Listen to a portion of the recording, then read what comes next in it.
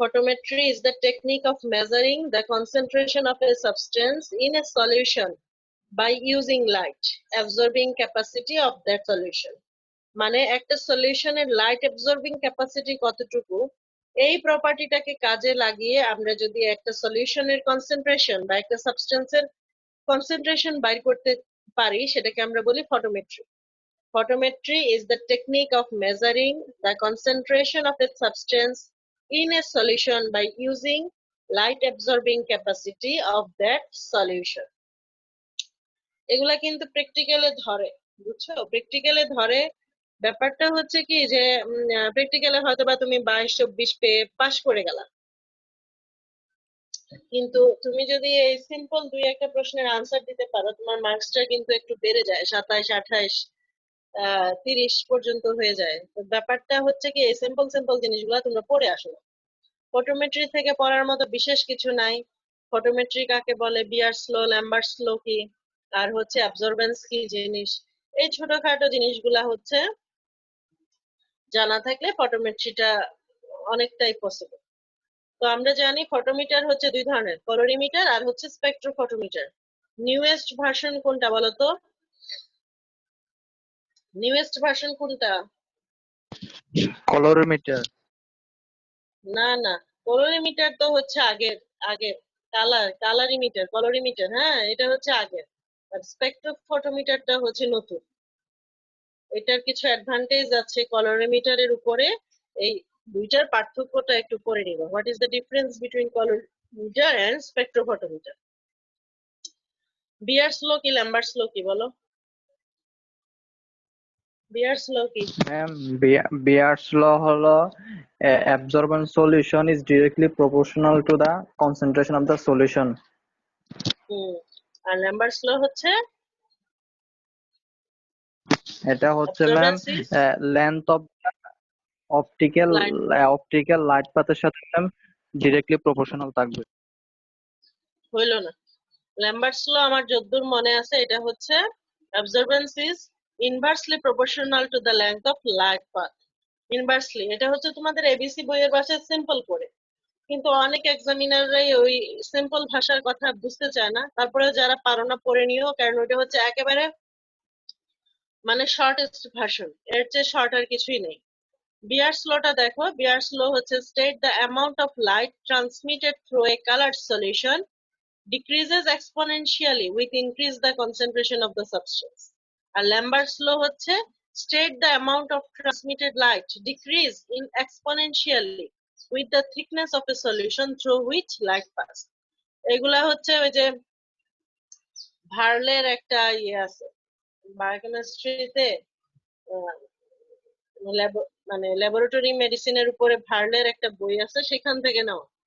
তোমরা যদি এবিসি থেকে বলতে পারো, মানে বলতে চাও, তাহলে তোমরা বলতে পারো যে absorbance is directly proportional to the concentration of the substance, আর ল্যাম্বার্টস ল হচ্ছে absorbance is inversely proportional to the length of light path. ঠিক আছে, এইগুলো হচ্ছে ফটোমেট্রি থেকে আমরা পড়বো ফটোমেট্রি ডেফিনেশন, অ্যাবজর্বেন্সের definition, Beer's law, Lambert's law, এইগুলা, আর হচ্ছে কলোরিমিটার আর স্পেকট্রোফটোমিটার, এই দুইটার পার্থক্য একটু পড়ে নিবা। যারা আগে ফটোমেট্রি পড়ো নাই তারা একটু পড়ে নিবা, কারণ এটা পরীক্ষাতে ধরে। আর আরো কিছু প্র্যাকটিক্যাল রিলেটেড প্রশ্ন আছে, যেমন ধরো কলোরিমিটারের পার্ট গুলা দেখানো, হ্যাঁ, কেন আমরা প্লেন টেস্ট টিউব ইউজ করি না, কেন আমরা কিউবেট ইউজ করি, সেটা যখন প্র্যাকটিক্যাল দেখবা তখন বলে দেওয়া হবে। তারপরে আসো কার্ডিয়াক মার্কার। কার্ডিয়াক মার্কার কি কি আছে বলো?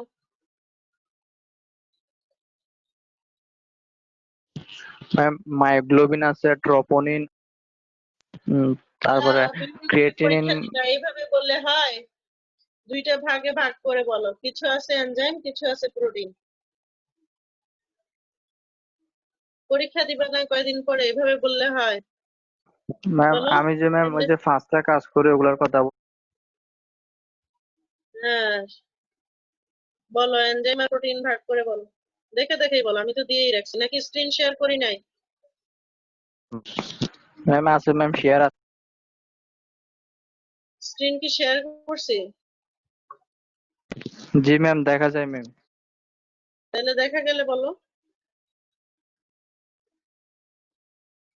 এইভাবে বলতে হবে। তোমাকে তো পরীক্ষা এক্সামিনাররা ভাইবা বোর্ডে জিজ্ঞেস করবে যে কার্ডিয়াক মার্কার গুলোর নাম বলো, তখন তুমি ওই বিক্ষিপ্ত ভাবে বলা শুরু করলে তখন বলবে যে ইয়ে করে বলো, ভাগ করে বলো।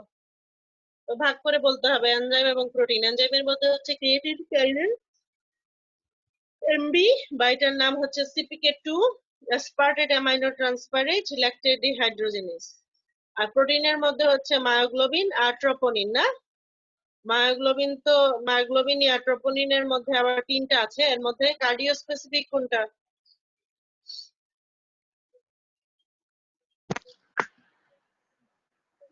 Troponin T. ট্রোপোনিন আই হচ্ছে কার্ডিও স্পেসিফিক। ট্রোপোনিন আই সব ভুলে খাই আসছে।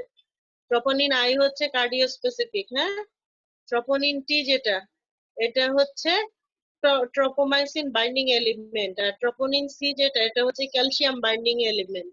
এগুলা কিন্তু সব ডিটেলস জানতে চায়। তোমার যে শুধু কার্ডিয়াক মার্কার দেখে ট্রোপোনিন আই বলবা আর বাকিগুলা জানবা না সেগুলা না, এগুলা কি ধরে, সামাদ স্যার ধরে। তাইলে মেইন কার্ডিয়াক মার্কার হচ্ছে creatinine kinase, aspartate amino transferase, lactate dehydrogenase, myoglobin আর ট্রোপোনিন আই না? এই পাঁচটা।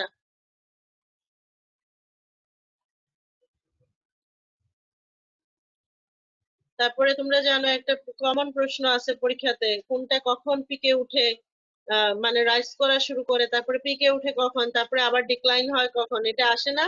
ইনভেরিয়েবলি পরীক্ষাতে আসে। কেউ বলতে পারবা?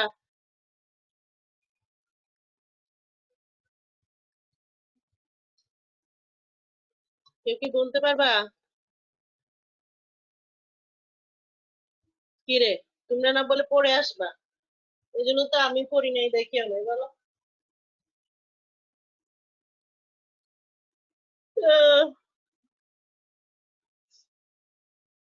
বলো সিপিকে যেটা, ক্রিয়েটিন ফসফোকাইনেজ। ক্রিয়েটিন, এটা ক্রিয়েটিনিন না, হ্যাঁ।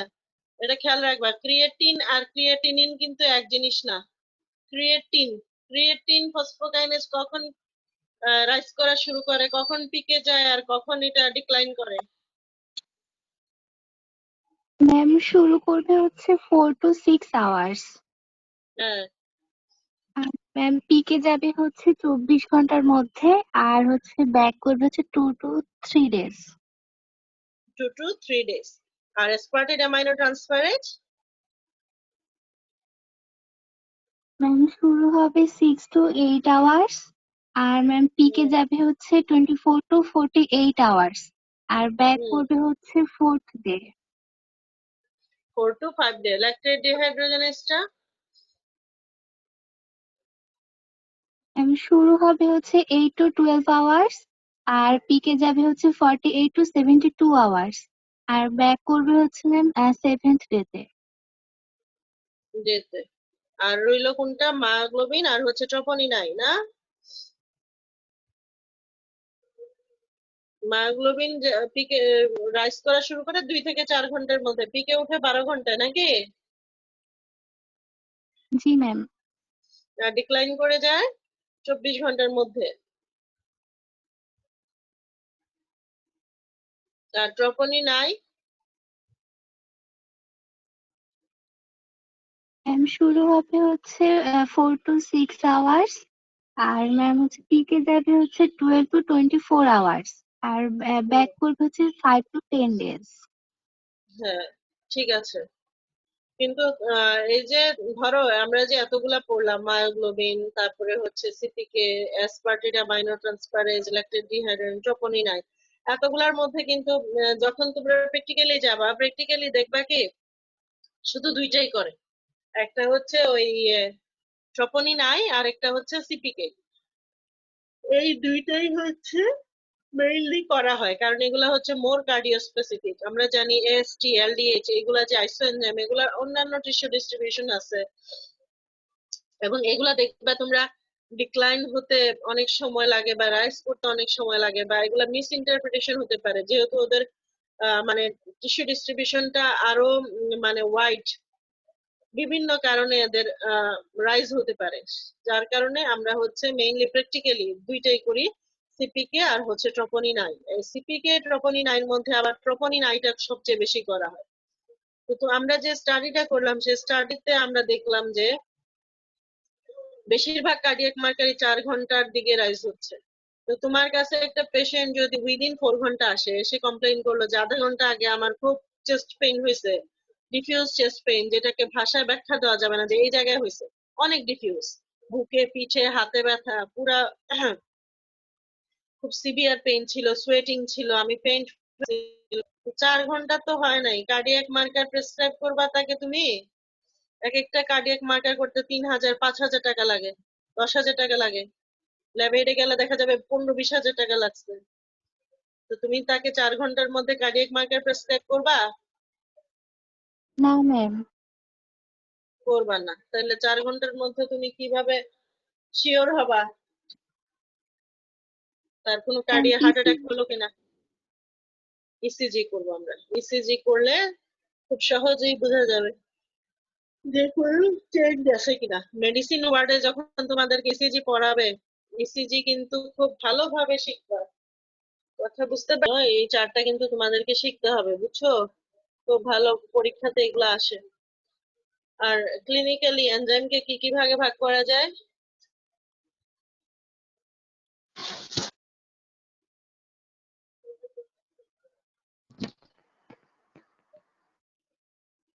বলো, তোমরা তো দেখতে পাচ্ছ আমি স্লাইড দিয়ে রাখছি, বলতে সমস্যা কি? ক্লিনিক্যালি এনজাইমকে কি কি ভাগে ভাগ করা যায়?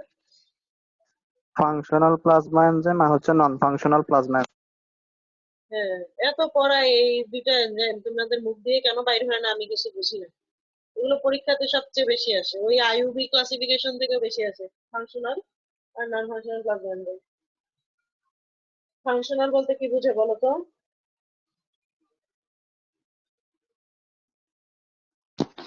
যেগুলা ম্যাম ডেফিনিট মানে প্লাজমার মধ্যে যেগুলা কাজ করবে। আহারে শোনারা, তোমাদেরকে এত পড়াইলাম ফাংশনাল প্লাজমা এনজাইম, তোমরা কি বলো আমি কিছু বুঝি না।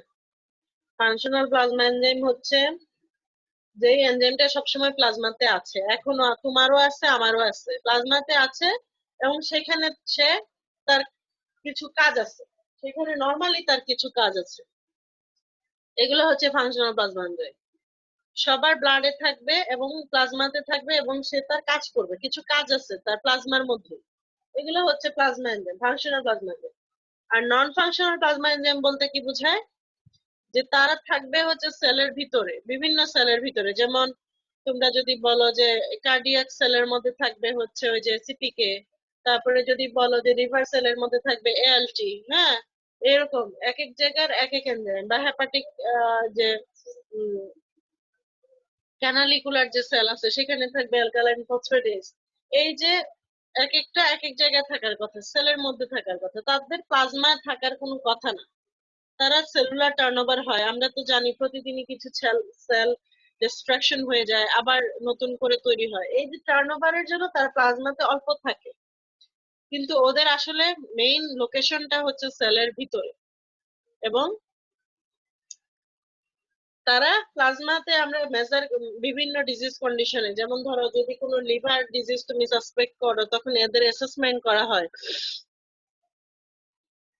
এবং এদের কন্ডিশন যেমন এএলটির কনসেন্ট্রেশন যদি বেড়ে যায় তখন আমরা একটা ধারণা করতে পারি যে নিশ্চয়ই তার লিভারে কোনো ড্যামেজ আছে, লিভারে হয়তো সিরোসিস হচ্ছে বা হেপাটাইটিস হচ্ছে বা যে কোনো ধরনের ডিজিজ আছে, যার কারণে সেল ডিস্ট্রাকশন হচ্ছে এবং বেশি বেশি এনজাইম প্লাজমাতে লিক করতেছে। এটাকে বলা হয় নন ফাংশনাল প্লাজমা এনজাইম। তারা প্লাজমার কোনো এনজাইম না এবং প্লাজমাতে তাদের কোনো রোলও নাই, এই জন্য এটা হচ্ছে নন ফাংশনাল প্লাজমা এনজাইম। এই জিনিসগুলো একবার মুখস্থ করবা। সব জিনিস কি পরীক্ষার আগের দিন পড়ার সময় পাওয়া যায় নাকি? পরীক্ষার আগের দিন তো দেখবা সব কেয়ামত লাগে, কেয়ামত, কিছু পড়তেও ভাল লাগে না, মাথা দিয়ে কিছু ঢুকেও না, সব মাথার উপর দিয়ে উঠতে থাকে। প্রফের প্রিপারেশন হচ্ছে দুনিয়ার মানে কষ্টতম প্রিপারেশন। পরে ভাইবা বোর্ডে গিয়ে দেখবা কিছুই ধরে না, যে সারাদিন সারা মাস কি কষ্ট করলাম আর আমারে ধরতেছে হ্যাঁ বা না বলো, এই টাইপের প্রশ্ন। একান্তই যদি কারো কপাল খারাপ না হয়, তাহলে হচ্ছে কি functional plasma enzyme found all time in plasma of a normal person, they have definite physiological function in plasma like thrombin, plasmin, lipoprotein, lipase, হ্যাঁ। এগুলা যেমন থ্রম্বিন কি করে, ক্লট লাইসিস করে না ক্লট ফর্মেশন করে? ক্লট ফরমেশন ক্লট ফরমেশন করে, clot lysis করে, এটা লিপিড মেটাবলিজমে সাহায্য করে। আবার নন ফাংশনাল প্লাজমা এনজাইম যেগুলো, সেগুলো হচ্ছে মেইনলি ইন্ট্রাসেলুলার এনজাইম, হ্যাঁ, and they have definite function within the cell. They are found at very low concentration in plasma. They have no physiological function in plasma, but they release in blood in case of cell damage and indicate the disease, যেমন ALT, ST, ALP, lactate dehydrogenase, এগুলো হচ্ছে নন functional plasma enzyme. তারপরে আইসো enzyme গুলা, এগুলা কিন্তু পরীক্ষাতে দেয়। আইসো এনজাইম গুলা তোমাদেরকে এই যে সাবটাইপ গুলা বলতে হবে, হ্যাঁ, সিপিকে 1 2 3। তারপরে এটা যে ডাইমার, মানে দুইটা পলিপেপটাইড চেইন দিয়ে তৈরি, একটা চেইন হচ্ছে বি আর একটা চেইন হচ্ছে এম। সিপিকে 1 হচ্ছে বিবি দ্বারা তৈরি, সিপিকে 2 এমবি দ্বারা, আর সিপিকে 3 হচ্ছে এমএম দ্বারা। কোনটা টিস্যু ডিস্ট্রিবিউশন তো জানোই, সিপিকে 1 থাকে ব্রেইনে, 2 থাকে হার্টে, আর 3 থাকে কার্ডিয়াক স্কেলিটাল মাসেলে। সেম ল্যাকটেট ডিহাইড্রোজেনেজ, এটা হচ্ছে টেট্রামার, 4টা পলিপেপটাইড চেইন দ্বারা তৈরি এটা, হ্যাঁ, 4টা চেইন, এইচ এবং এম এর সমন্বয়ে 4টা পলিপেপটাইড চেইন থাকে, এবং এগুলা টিস্যু ডিস্ট্রিবিউশন খুব ভালোভাবে পড়তে হবে। আমরা মাঝে মাঝে বলি না যে হিমোলাইটিক জন্ডিস, হিমোলাইটিক জন্ডিসে এলডিএইচ বাড়ে। এলডিএইচ কেন বাড়ে? এই যে দেখো, এলডিএইচ 1 এবং 2 এই দুইটা টিস্যু ডিস্ট্রিবিউশন কোথায়? আরবিসি তে।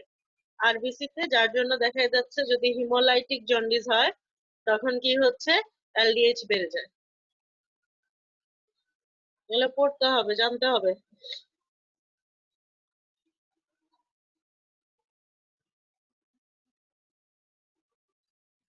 এই যে সিপিকে 2 is the earliest reliable indication of myocardial infarction. তারপরে আসো কিছু এনজাইমোলজি, সব এনজাইম তোমাদের পড়ার দরকার নাই, তোমরা এই যে এলটি, এসটি এগুলা পড়বা। তারপরে হচ্ছে অ্যালকালাইন ফসফেটেজ পড়বা, প্যানক্রিয়াটিক অ্যামাইলেজ এবং লাইপেজ এগুলা পড়তে হবে, হ্যাঁ, এই এনজাইম গুলা খুব ভালো করে তোমাদেরকে পড়তে হবে। এলটি আমরা জানি এটা হচ্ছে liver specific enzyme, so LT মানে লিভারের যত ডিজিজের নাম তোমার মুখ দিয়ে বাইর হয় সব ডিজিজের নাম বলে দিবা যেগুলাতে বাড়ে, যেমন ধরো হেপাটাইটিসে বাড়ে, তারপরে হচ্ছে লিভার সিরোসিসে বাড়ে, লিভার ক্যান্সারে বাড়ে, মানে যত যত ডিজিজের নাম তুমি জানো সব বলে দিবা। এসটি, এসটি লিভার কজেও বাড়ে, আবার কার্ডিয়াক কজেও বাড়ে, তোমরা দেখছো। তারপরে আসো, তুমি যদি আসো ইয়েতে অ্যালকালাইন ফসফেটেজ, অ্যালকালাইন ফসফেটেজ কিসে বাড়ে? অ্যালকালাইন ফসফেটেজ একটা তো হচ্ছে অবস্ট্রাকটিভ জন্ডিসে বাড়বে, তারপরে দেখো এটা বোন ডিজিজেও বাড়ে, দেখছো। অ্যালকালাইন ফসফেটেজের কিন্তু, অ্যালকালাইন ফসফেটেজ কিন্তু আইসো এনজাইম, এটার 3টা ডিস্ট্রিবিউশন আছে, একটা হচ্ছে বোন, একটা হচ্ছে লিভার, আর একটা হচ্ছে প্লাসেন্টা। তাহলে এই 3টা ডিজিজে এই অ্যালকালাইন ফসফেটেজ বাড়বে। আবার প্যানক্রিয়াটিক অ্যামাইলেজ বা লাইপেজ, এগুলা প্যানক্রিয়াটাইটিস, প্যানক্রিয়াটিক কার্সিনোমা এগুলাতে বাড়বে। একটু বুদ্ধি খাটায় এই যে এনজাইমোলজি যেগুলো আছে সেই এনজাইমোলজি গুলা পড়বা। এএলটি, এএসটি, অ্যালকালাইন ফসফেটেজ এগুলার নরমাল যে ভ্যালু, সেই ভ্যালু গুলা জানবা।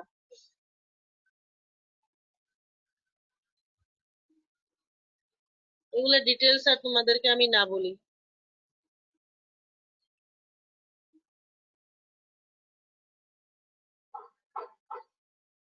তোমরা কি পড়ছো? কোনো কিছুতে রেসপন্স করো না যে এটাতে বাড়ে ওটাতে কমে।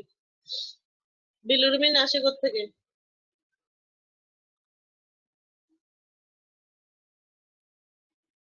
হ্যাঁ, বিলিরুবিন কোত্থেকে তৈরি হয়? Liver madam.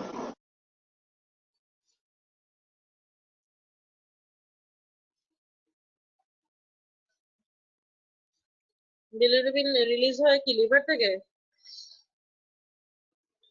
রুল 7। ম্যাম হিম কন্টেনিং যে সাবস্টেন্স গুলো আছে ওগুলা ম্যাম ভাঙার, যেগুলো ভাঙলে ম্যাম তারপর ম্যাম বিলিরুবিনটা রিলিজ হবে ম্যাম। আরবিসি ভেঙে হিমোগ্লোবিন আসবে, হিমোগ্লোবিন ভেঙে বিলিরুবিন আসবে না? আরবিসি ভাঙে কোথায়? আরবিসি ভাঙার জন্য কোথায় যায়? লিভার এবং reticular endothelial system. Reticular endothelial সিস্টেমের মধ্যে। তাহলে আরবিসি ভেঙে আমার হিমোগ্লোবিন রিলিজ হবে, আর হিমোগ্লোবিন ভেঙে আমার বিলিরুবিন রিলিজ হবে। আর হিম কন্টেইনিং সাবস্টেন্স কি কি আছে, যেমন হিমোগ্লোবিন, মায়োগ্লোবিন, সাইটোক্রোম, পারঅক্সিডেজেস, ক্যাটালাইজেস না? 1 গ্রাম হিমোগ্লোবিন থেকে কতটুকু বিলিরুবিন তৈরি হয়?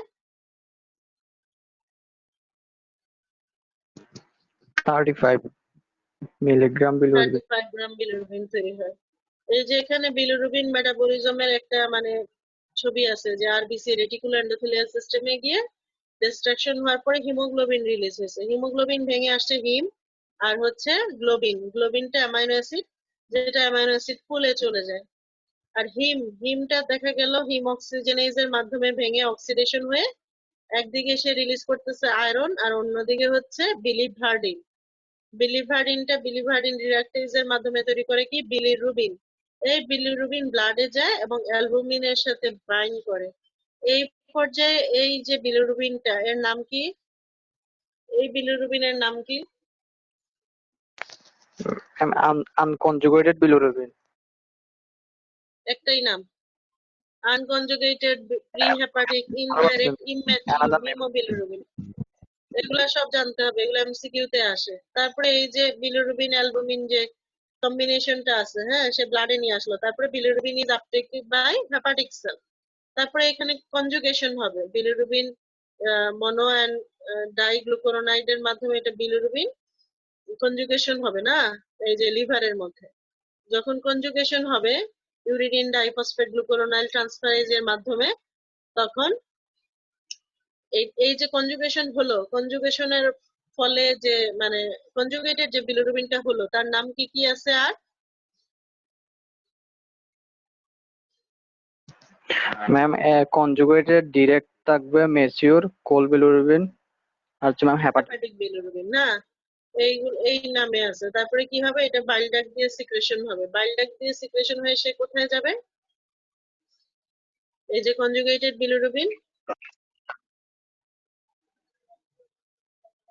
বাইল ডাক্ট দিয়ে সিক্রেশন হলো, ইন্টেস্টাইনে যাবে, ইন্টেস্টাইনে গিয়ে সে কি হবে, আবার ডিকনজুগেজ এনজাইমের মাধ্যমে আনকনজুগেটেড বিলিরুবিন তৈরি করবে। এই আনকনজুগেটেড বিলিরুবিন মাইক্রোবিয়াল এনজাইমের মাধ্যমে একদিকে সে কিডনি হয়ে ইউরোবিলিন হয়ে ইউরিন দিয়ে বের হয়ে যাবে, আবার অন্যদিকে সে এই যে স্টার্কোবিলিন হয়ে ফিসেসের মাধ্যমে সে এক্সক্রিয়েশন হবে না? আমাদের স্টুলের যে ইয়েলিশ যে কালারটা, সেটার জন্য রেসপন্সিবল হচ্ছে কি এই স্টার্কোবিলিনোজেন। বিলিরুবিন মেটাবলিজম পরীক্ষার রিটেনে আসতে আমি খুবই কম দেখছি, আমি গত 5 বছরে দেখি নাই, কিন্তু এমসিকিউ তে আসে, ভাইবাতে ধরে। জানবা জিনিসটা তো মানে জিনিসটা যদি না বুঝো তাহলে 3 ধরনের জন্ডিসের পার্থক্যটা, যাদের মুখস্থ ভালো তারা পার পেয়ে যাবে, আর যাদের মুখস্থ ভালো না তারা সব গুলায় ফেলবে। জন্ডিস কি বলো? জন্ডিসের ডেফিনিশন বলো। Jaundice is a clinical condition characterized by yellow coloration of skin as sclera mucous membrane by elevated bilirubin level in the blood. Due to hyperbilirubinemia না? টোটাল বিলিরুবিন বলতে আমাদের ব্লাডে বিলিরুবিনের কনসেন্ট্রেশন কত?